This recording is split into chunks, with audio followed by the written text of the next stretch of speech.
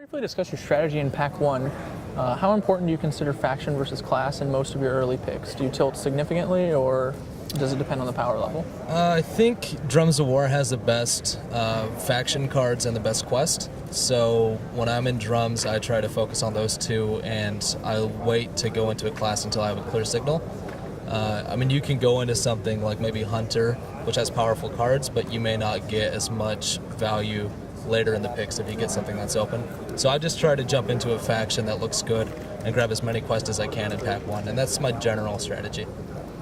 What classes did you consider yourself likely to wind up in towards the end of Pack 1? Because you picked up a few things. Yeah, in my, I think pick 3 or 4, there was an Endurance Shout, which I shipped for a Horde ally, and then it came back around as maybe with 5 or 6 cards left in Pack 1.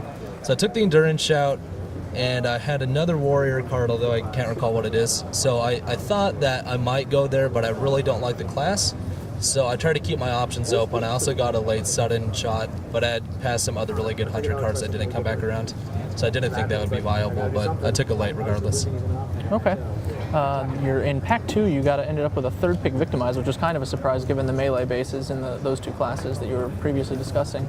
Is Victimize just one of the strongest cards in your opinion, or did you believe that the signals might be open? I thought, I didn't see many Warlock cards. There was one Suspend Curse in Pack 1.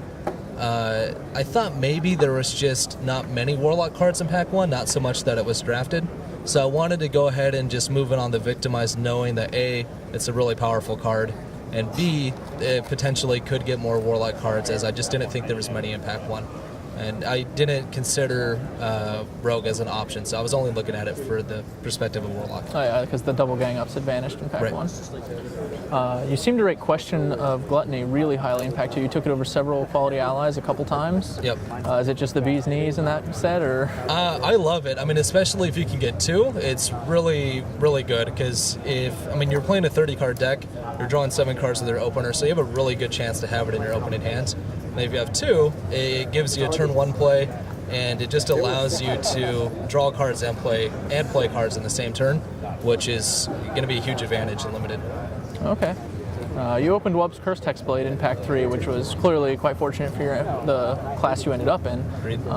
But Tempest of Chaos was a more interesting choice. You got that kind of late, which seemed to indicate other players don't think it's very powerful. How strong do you think it is? I think it's one of the best cards, to be honest with you. I was pretty floored. especially when I took the Victimize. I think I followed that with a Phase Hound, and then I got the Tempest Dark Justices as well.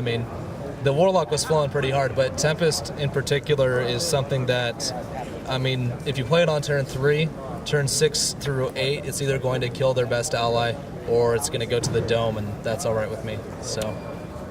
You won Darkmoon Fair Indy on the back of an underdrafted Druid with multiple Celestial Shards, Convocation, Trip Star Shot, if I recall. Yep.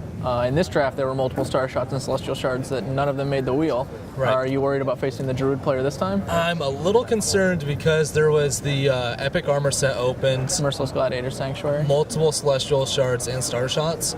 The only thing I'm banking on is the Star Shots went one way and the Armor went the other. So I'm hoping there's 2 Druids, which is pretty likely because there's a lot of powerful cards. But I haven't seen anybody else's deck yet. So there might be 1 really good Druid or 2 pretty good ones. In addition to that bomb epic, there was also an Uplifting Prayer, and who knows what other cards could have been opened. What are your plans to beat those cards?